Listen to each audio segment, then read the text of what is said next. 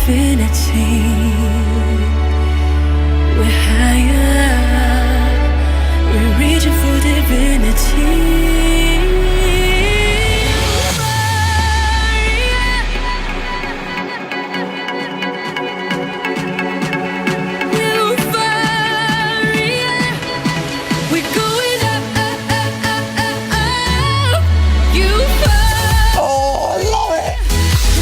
Loreen, Euphoria. Roll on 2023. Eurovision in the UK. A massive thank you to Sam Sparrow, Jade Adams, Sally Traffic, Luscious Lottie, Mummy Linda, Helen for keeping us on air, Producer Si, and to you lovely lot at home for getting involved in the show. Next week, Vernon Kay's going to be here for a 90s extravaganza. And you don't know it yet, but we'll probably do a bit of karaoke. Until next week, this is Radio 2 on the BBC Sounds Up on your smart speaker and on 88 to 91 FM.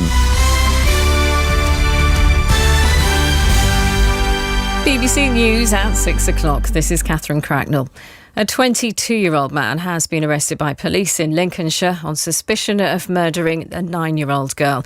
Lilia Valuticia was found in the centre of Boston with stab wounds on Thursday evening. Chief Superintendent Martin Parker said the investigation had been moving fast. The arrest follows a combination of intelligence and information supplied by several members of the public. I would like to thank everyone for their assistance as we continue our investigation. We are still encouraging anyone with information to contact us. Rail travel's been disrupted all day by strike action across 7 train companies. Football fans at the start of the new season and those heading to the Commonwealth Games in Birmingham have been affected. 3 teenagers have been killed and another's been seriously hurt in a crash in North Yorkshire. Police say a 17-year-old boy and 2 18-year-old men died when the car they were travelling in crashed near Bedale last night. The British driver George Russell will start on pole position for the first time in his Formula One career at the Hungarian Grand Prix tomorrow.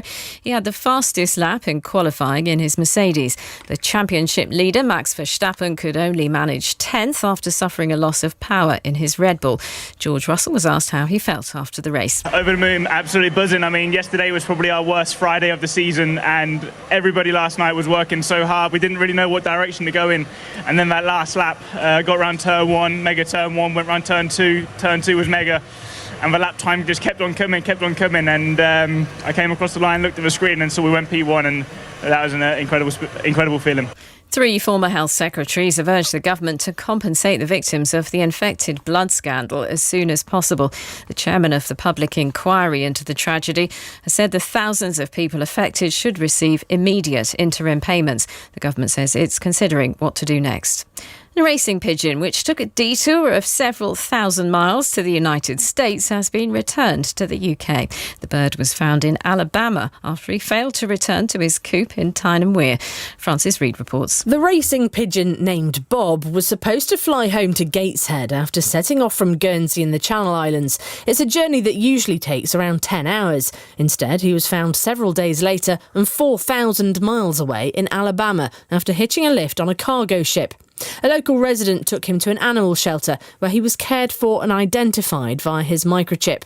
The bird has now flown back to the UK by plane to be reunited with his owner, Alan Todd. He said Bob would be pampered like royalty with treats including a hot bath. And the weather mostly clear and dry tonight in Scotland and Northern Ireland. Possible outbreaks of rain in the south. And that's the BBC News at 6:03.